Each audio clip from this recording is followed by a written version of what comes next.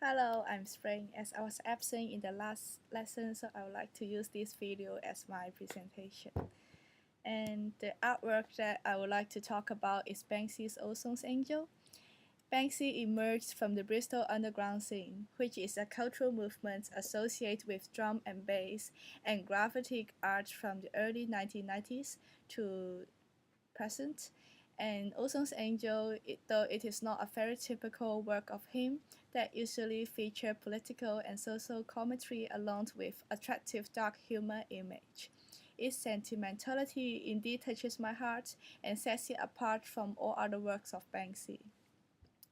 Ozone's Angel is actually not the first image on the wall of Transport for London.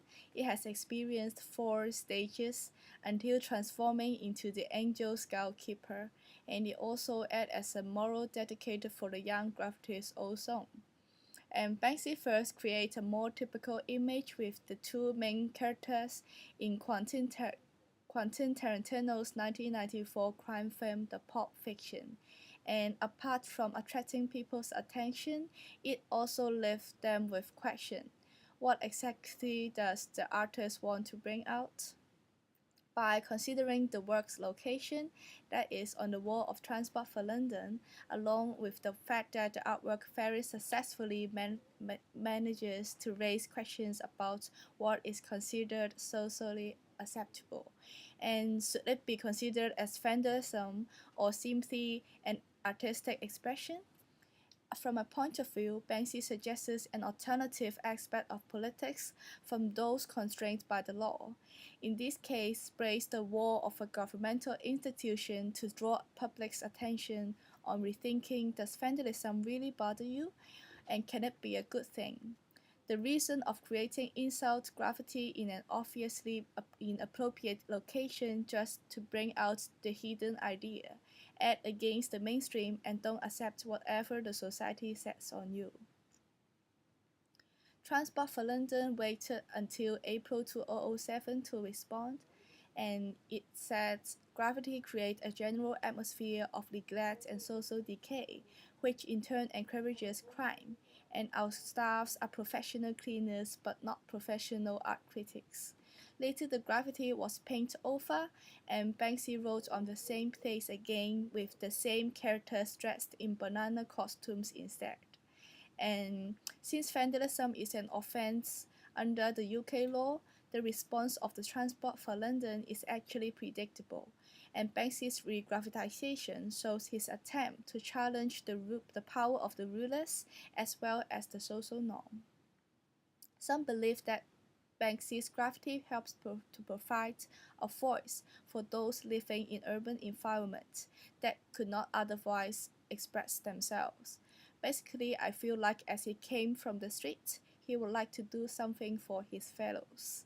And the large amount of media exposure not only raised British awareness on the issues concerned in his work and brought graffiti to the headlines in newspaper, but it actually meant the market value of his work would become skyrocketing, especially from the galleries and art collectors' point of view.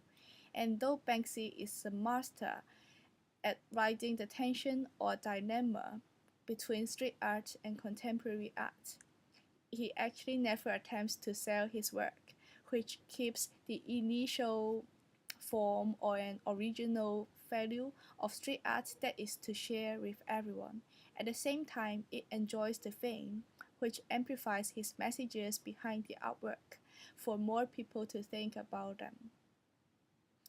And personally, I think it is acceptable for giving price tags if it is the artist's will to sell their artwork, but while it is rather difficult for anyone to answer whether Banksy's prints should have a price tag, since even the graffitist himself does not own the property right of the public surface being sprayed.